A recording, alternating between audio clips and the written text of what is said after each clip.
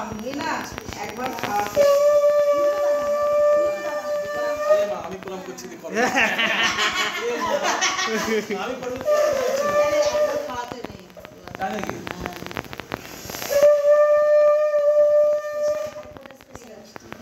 এটা জানি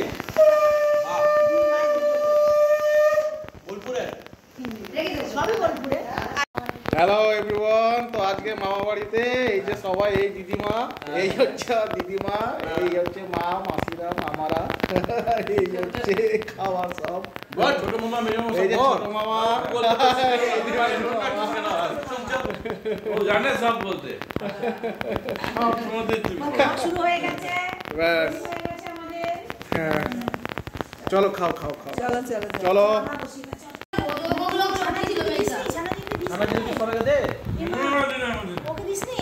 আমাকে তো দেবেই না, আমার এটা আমি খাই, কিন্তু আমি এত মিষ্টি নিতে পারবো না। আমি তো মিষ্টি খাই না।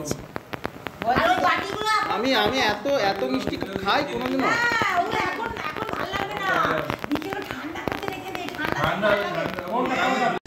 হতে চলেছে না হচ্ছে। এই মুহূর্তে অনুষ্ঠানটা কমপ্লিট করলাম আমরা।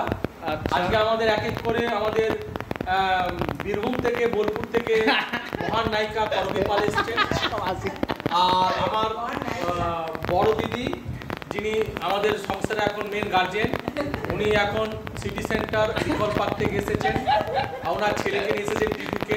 উনি এখন একটা এই সময় পত্রিকার ডাইরেক্টর পদে নিয়োজিত আছেন। আর আমি স্বয়ং শশধর পাল রাঁচি থেকে এসেছি ভাইফোঁটা নিতে, অনেক কষ্টে এসেছি গরমে, ভোরদূর থেকে। আর আমার ছোট বোন এসছে এখানে পুরুলিয়া থেকে, ও মায়ের কাছে আছে। আমরা সুন্দরভাবে ভাইফোঁটা দিলাম। আমাদের ভাইফোঁটাতে আজকে অনেক সুন্দর সুন্দর আইটেম হয়েছে। এখানকার দুর্গাপুরে বিখ্যাত বেঙ্গল সুইটস আমার মেজদা আগে থেকে অর্ডার দিয়ে ফেমাস আইটেমগুলো এনেছেন। রসমালাই, মিষ্টি দই এবং এই রসগোল্লা কি নাম, কাঁচা ম্যাঙ্গো রসগোল্লা। করবী বোলপুর থেকে বিভিন্ন রকমের বোলপুরে ভাইফোঁটা স্পেশাল মিষ্টি এনেছেন, সেগুলো খুবই ভালো। আমিও কিছু মিষ্টি এনেছি, আমার বড়দিও বেশ ভালো কিছু মিষ্টি এনেছে।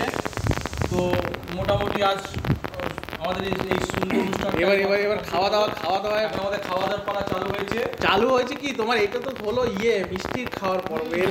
এরপরে আমাদের মেইন মেনু শুরু হবে। ওটা আমাদের 2 ঘন্টা পরে শুরু হচ্ছে।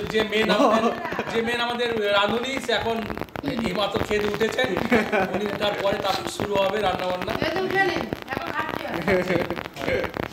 না, ওইটা রান্না বান্নার একটা করে দেবো, তখন তুমি একটা স্পিচ দিয়ে দিও।